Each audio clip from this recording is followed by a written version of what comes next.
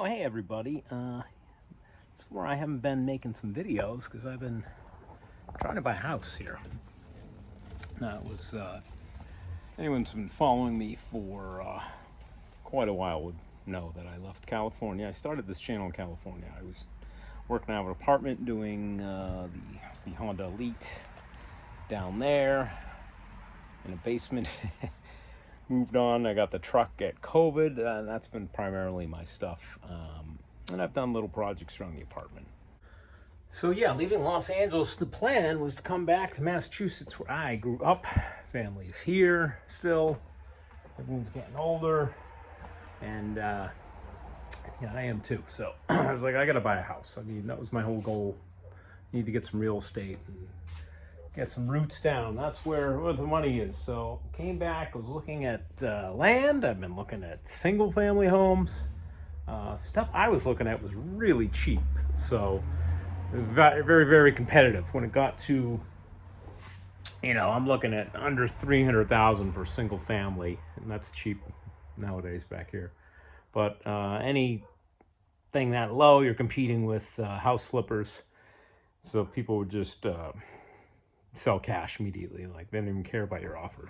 Another big thing you run into back here is septics. Everything has its own septic system, typically, and Title V is the law that says, well, when you sell a house, you're supposed to do it, but these houses are so cheap, they're selling them as is. So a lot of them had failed septic system. That's 30,000 grand, 30,000 grand. Could be 30 grand, could be less, but just factor that in.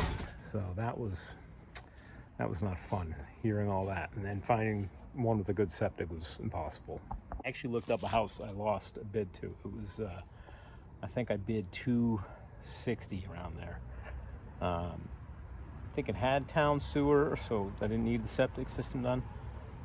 So that was my offer, and they settled for less cash. I think they took 240 cash just to get it done, rather than give a little middle-class guy like me an opportunity in life. Nope, they just want the cash. It is what it is. So then I had to look at, okay, if I get a two-family house, I'll have a tenant upstairs, and they can help pay the rent, basically. Or pay the mortgage.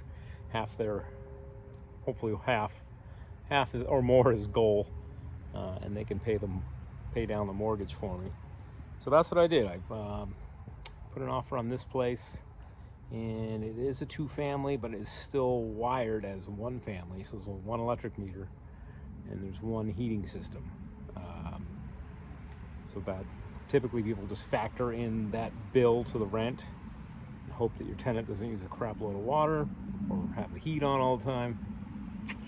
Not what I want to do. So the goal is to split that, add a meter, electric meter, and separate the heating system. And that's the other one. Let me show you this, the basement. So it's it's an old house, 1895. This was an apartment, probably back in the 30s, judging by the plumbing. There's lead pipe. Well, that's lead there. Someone leaded that. But yeah, that's what we were dating it at. And this wallpaper is quite nice too. It's got everything you want. Got like blowing stuff, gas lantern, an eagle, some soldiers. Typical stuff of that era. But then you go down. This is maybe 7 feet. Then we go down here. We got like these 20-foot ceilings down here, and this is the archaic. Not that archaic. So this is an oil furnace. It used to have steam over here. It was a steam boiler. That's what they did way back. And then even over there, that room there, that was where coal would be. So coal would feed the steam boiler and make steam heat. So the next generation around New England is oil, and oil heating the hot water tank. And then there's baseboard heating, like I think I told in another video.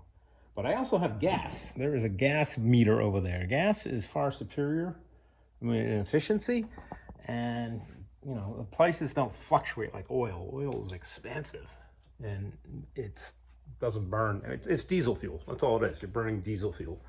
So, there's this janky old bathroom over here.